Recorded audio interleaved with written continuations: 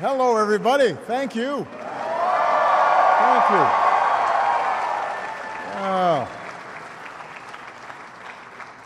Welcome to the 8th White House Tribal Nations Conference, and what an amazing honor and what a kind gesture for the honor song and the blanket and the hat. I have to say that I'm very glad that you also have a blanket for Michelle so she doesn't steal mine. She would, too, I'm just saying.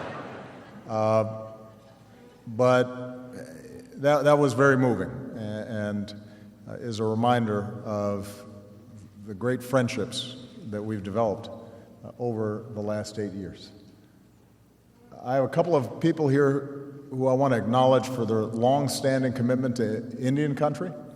Sally Jewell, our Secretary of the Interior.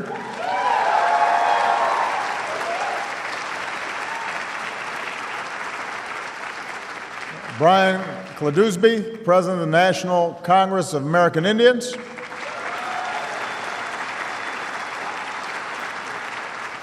We're honored to have here Thomas Begay, one of the last surviving Navajo code talkers.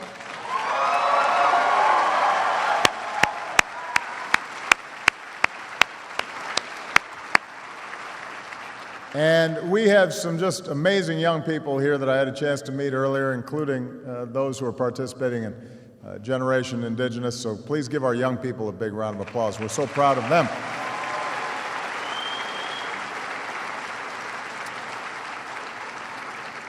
So today, the most important thing I want to say is thank you. After almost 8 years as your president, I have been so privileged to learn from you and spend time with many of you while visiting more tribal communities than any other president. Standing Rock Sioux Tribe here, Choctaw Nation, Alaska Natives. You know, my trips to your nations and communities are days that I will never forget. You know, Michelle and I still talk about hosting those remarkable young people from Standing Rock Sioux Nation in the White House and taking them out for pizza. My staff still talks about all the wonderful people in Kotzebue, Alaska, who tried to teach them Inupiaq and tried to stuff them full of meat at Caribou Fest. And my brothers, the Crow Nation, brothers and sisters here, I may be an adopted son of the Crow Nation, but I try not to play favorites. Because I pledged to all of you when I first ran for president that I'd be a partner with all of you in the spirit of a true nation-to-nation relationship, to give all our children the future they deserve. So we began by elevating Native American affairs within the White House and across the federal government. The American people are served by so many dedicated, talented Native Americans like Larry Roberts, our Principal Deputy Assistant Secretary for Indian Affairs, Morgan Rodman, our Executive Director of the White House Council on Native American Affairs, Karen Diver, and Tracy Goodluck, our Native American Affairs team at the White House.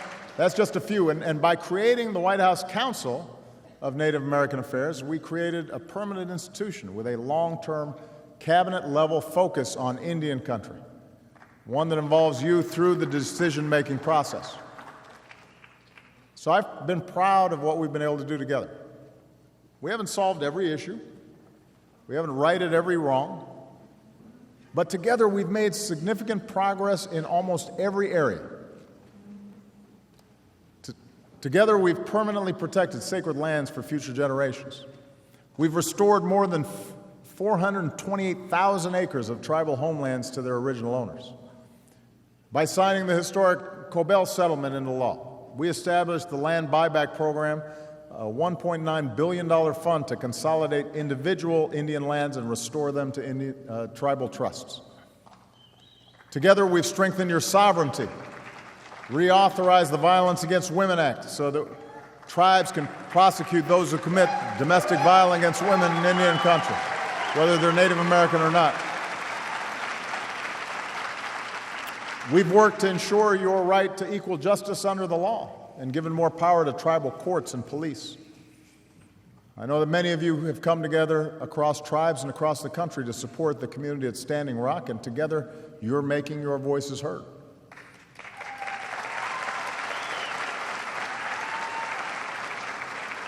And in a spirit of cooperation and mutual respect, we've made a lot of progress for Indian country over the past 8 years. And this moment highlights why it's so important that we redouble our efforts to make sure that every federal agency truly consults and listens and works with you sovereign to sovereign. Together, we've worked to create jobs and expand opportunity by investing in clean energy projects and infrastructure and high-speed internet that connects your communities to the broader economy. We've worked to secure quality, affordable health care for more people in Indian country through the Affordable Care Act, including the permanent reauthorization of the Indian Health Care Improvement Act.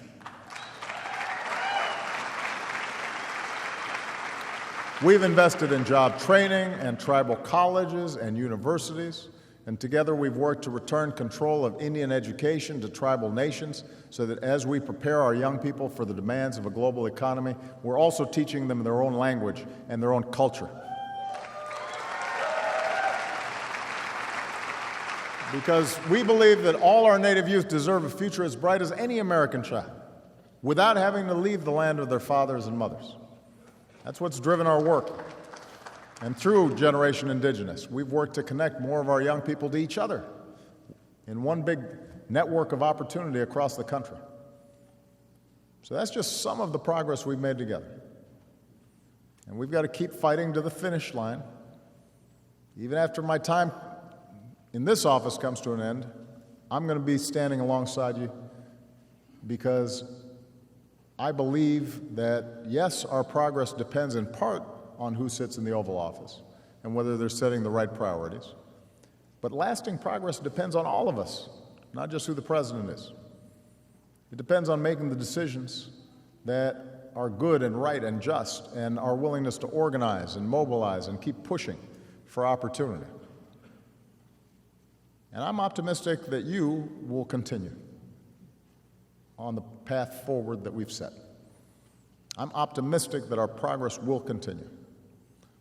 The young people who I've met on this journey, more than anything else, who make me feel optimistic. The students who sang us the Lakota national anthem and told us about all the obstacles they've overcome and shared with us their dreams for the future. The students at the middle school in Dillingham, Alaska, who taught me a traditional Yupik dance. Well, I can only do it when they're around, because I'm basically just watching them. They were very patient with me. And it's a young woman named Lindsay Early of the Comanche Nation in Oklahoma who earlier this year wrote me a letter to tell me she was actually at a campaign speech I gave in Texas way back in 2008, where I pledged that I'd do my best to represent Native Americans. And Lindsay said in her letter that when she heard my pledge to her people in the middle of my speech, she screamed as loud as she could from the balcony. And look, if you're president and somebody screams, that can mean many things, usually. Sometimes it's good, sometimes it's not so good. But according to Lindsay, it was good. And I answered back, I hear you girls, and when I'm elected, I won't forget you. Well, 8 years later, Lindsay's gone on to accomplish some pretty remarkable things. She was raised by a single mom like me and didn't have a lot of money or obvious advantages in life, but she earned a scholarship and graduated from college. Moved back home to help her mom care for her 92-year-old grandmother. She took a job developing a new assisted living facility owned and operated by the Comanche Nation. And after that opened, she joined Teach for America. And now she teaches kindergartners in her community by day and Native American history to students at a tribal college at night. So there's a young woman who knows the meaning of giving back. And her whole life, people told her how smart she was and that someday she'd go off into the world and make big changes, but in school she came to a realization. And here's what she said. It was not going off that would make Indian country better, but returning with education and with the insight education brings. My students have a sense of pride in them about who they are as indigenous individuals. More than anything, they realize they are in control of their own destinies, and that's such a powerful thing to experience. So you listen to somebody like Lindsay, who understands she's in charge of her own destiny and is now able to transmit that to the next generation. And how can you not be optimistic about this country's future? How can you not be optimistic about the future of all the nations represented here? And Lindsay, I want you to know that I heard you, I didn't forget you, and I want everybody in this auditorium and all the folks back home in your respective communities to know that this whole time I've heard you, I have seen you, and I hope I've done right by you. And I hope I've set a direction that others will follow.